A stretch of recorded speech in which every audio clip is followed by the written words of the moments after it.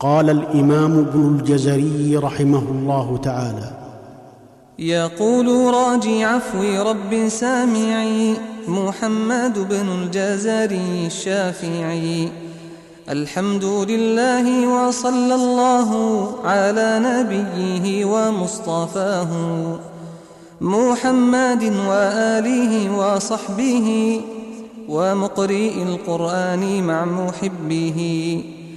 وبعد إن هذه مقدمة فيما على قارئه أن يعلمه، إذ واجب عليهم محتم قبل الشروع أولا أن يعلموا مخارج الحروف والصفات ليلفظوا بأفصاح اللغات، محرر التجويد والمواقف وما الذي رسم في المصاحف من كل مقطوع وموصول بها وتاء أنثى لم تكن تكتب بها.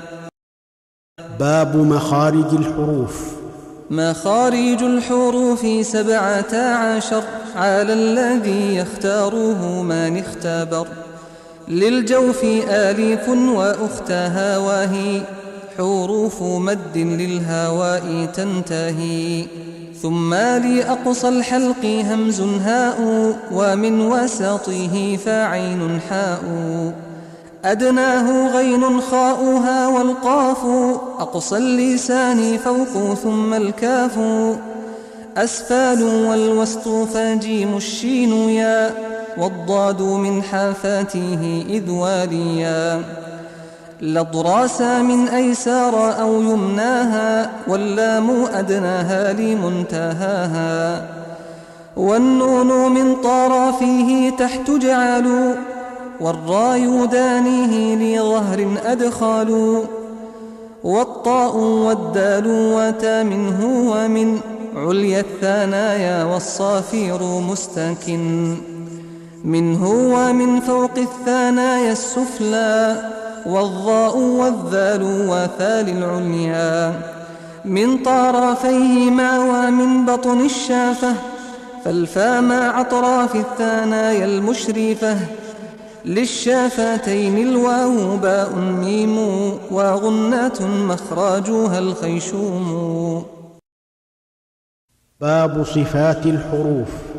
صفاتها جهر ورخو مستافل، منفاتح مصماتات والضد قل، مهموسها فحثاه شخص ساكت، شديدها لفظ آجد قاط باكت، وبين رخو والشديد للعمر، وسبع علو خص ضغط قض حاصر، وصاد ضاد طاء ضاء مطبقة، وفر من لب الحروف المذلقة، صفيرها صاد وزاي سين، قلقالات قطب جاد واللين، واو وياء سكينا وانفتحا، قبلاهما والانحراف صحيحا، في اللام والراء بتكرير جعل، وللتافش الشين ضادا لاستطل.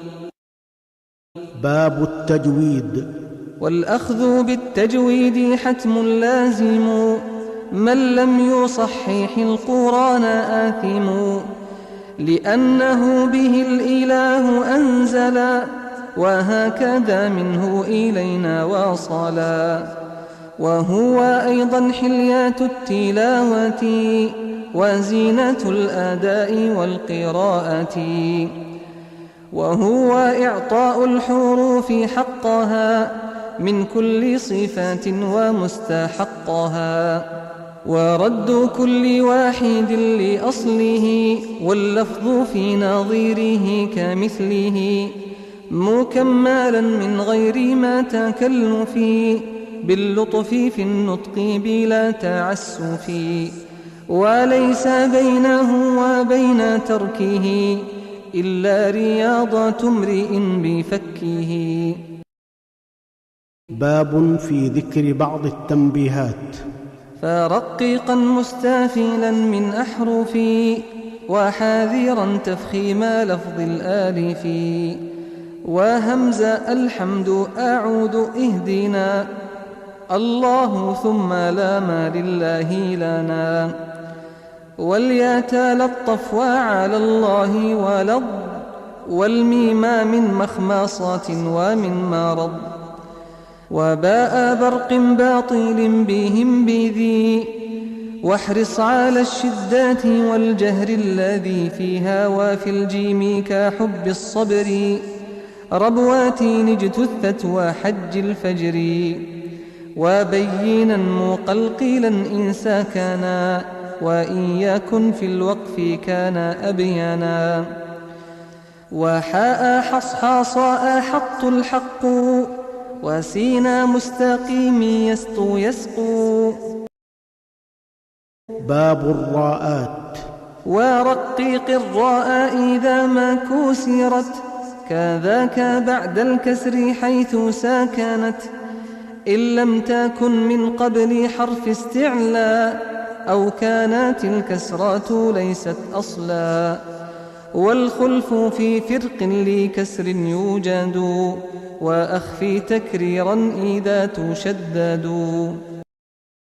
باب اللامات وأحكام متفرقة. وفخم اللام من اسم الله عن فتح أو ضم كعبد الله وحرف الاستعلاء فخم وخصوصا لطباق أقوى نحو قال والعصا وبين الإطباق من أحط مع باسطت والخلف بنخلقكم وقع واحرص على السكون في جعلنا أنعمت والمغضوب مع ضللنا وخلي صنفي تاح محذورا عسى خوف اشتباهه بمحظورا عصا وراعي شدة بكاف وبتا كشرككم وتتوفى فتنة وأولي مثل وجنس إن سكن أدغم كقل ربي وبلى وآب في يوم مع قالوا وهم وقل نعم سبحه لا تزغ قلوبا فالتقم. باب الضاد والضاء. والضاد باستطالات ومخرج ميز من الضاء وكلها تجي في الضعن ظل الظهر عظم الحفظ أيقظ وأنظر عظم ظهر اللفظ ظاهر لا ضا شواظ كظم ظلاما أغلو الظلاما ظفر انتظر ظما أظفار ظنا كيف جاوعظ سوى عيضين ظل النحل زخرف سوا وظلت ظلتم وبروم ظلوا كالحجر ظلت شعرانا ظلوا يظللن محظورا مع المحتضر وكنت فظا وجميع النظار إلا بويل هل وأولى ناظرة والغيظ للرعد وهود قاصرة والحظ للحظ على الطعام وفي ضنين الخلاف سامي وإن تلاقى البيان لازم أن قضى ظهرك يعض الظالم واضطر مع وعظت مع أفضتم وصفيها جباههم عليهم. باب النون والميم المشددتين والميم الساكنة. وأظهر الغنة من نون ومن ميم إذا ما شددا وأخفيا الميم إن تسكن بغنة اللدى باء على المختار من أهل الآداء وأظهرنها عند باقي الأحرف واحذر لدى واو وفاء تختفي. باب أحكام النون الساكنة والتنوين. وحكم تنوين ونون يلفى إظهار لدغام وقلب إخفاء فعند حرف الحلق أظهر والداغم في اللام والراء بغنات اللازم وأدغما بغنات في يمين إلا بكلمات كدنيا عنوان والقلب عند الباب غنات كذا لإخفى لدى باقي الحروف أخذا. باب المد. والمد لازم وواجب أتى وجائز وهو وقصر ثابتا فلازم إن جاء بعد حرف مد ساكن حالين وبالطول يمد وواجب إن جاء قبل همزة متصلا إن جمع بكلمة وجائز إذا أتى منفصلا أو عارض السكون وقفا مسجلا. باب معرفة الوقف والابتداء. وبعد تجويدك للحروف لا بد من معرفة الوقوف والابتداء وهي تقسم إذن ثلاثة تام وكاف وحسن وهي لما تم فإن لم يوجد تعلق أو كان معنى فابتدي فالتام فالكافي ولفظا فامنعا إلا رؤوس الآي جوز فالحسن وغير ما تم قبيح وله الوقف مضطرا ويبدأ قبله وليس في القرآن من وقف واجب ولا حرام غير ما له سبب. باب المقطوع والموصول. واعرف لي مقطوع وموصول وتا في المصحف الإمام فيما قد أتى فاقطع ب10 كلمات ألا مع ملجأ ولا إله إلا وتعبد ياسين ثاني هدلا يشركنا تشرك يدخلا تعلو على ألا يقول لا أقول إما بالرعد والمفتوح صل وعما نوح قطاع مما بروم والنساء خلف المنافقين أمن أساسا فصلت النساء وذبح حيثما وألام المفتوح كسر إنما الأنعام والمفتوح يدعون معا وخلف الأنفال ونحل وقعا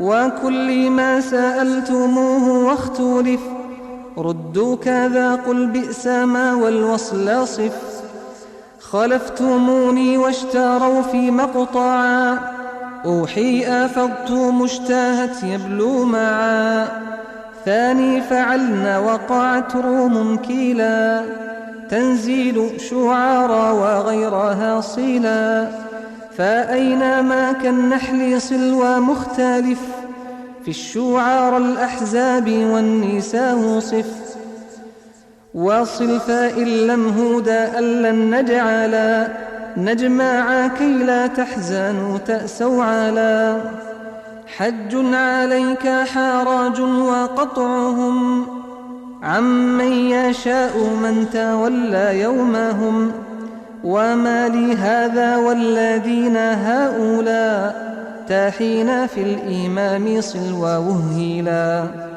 ووزنوهم وكالوهم صلي كذا من الوايا وهلا تفصيلي. باب التاءات. ورحمة الزخرف بالتا زبرة لعرافر من هدى كاف البقرة نعمتها 3 نحل إبراهم معا أخيرات عقود الثاني هم لقمان ثم فاطر كالطور عمران لعنة بها والنور وامرأة يوسف عمران القصص تحريم معصية بقد سمع يخص شجرة الدخان سنة فاطري كلا والأنفال وأخرى غافري. قرة عين جنات في وقعت، فطرت باقية وبنات وكالمت. أوساط الأعراف وكل ما اختلف، جمعا وفردا فيه بالتاء عرف. باب همز الوصل. وابدأ بهمز الوصل من فعل بضم، إن كان ثالث من الفعل يضم، واكسره حال الكسر والفتح وفي الأسماء غير اللام كسرها وفي ابن مع ابنات امرئ واثنين، وامرأات واسم مع اثنتين. باب الوقف على أواخر الكلم. وحاذر الوقف بكل الحركة، إلا إذا رمت فبعض الحركة، إلا بفتح أو بنصب وأشم، إشارة بالضم في رفع وضم. وقد تقضى نظمي المقدمة، مني لقارئ القرآن تقديمه. أبياتها قاف وزاي في العدد، من يحسن التجويد يظفر بالرشد.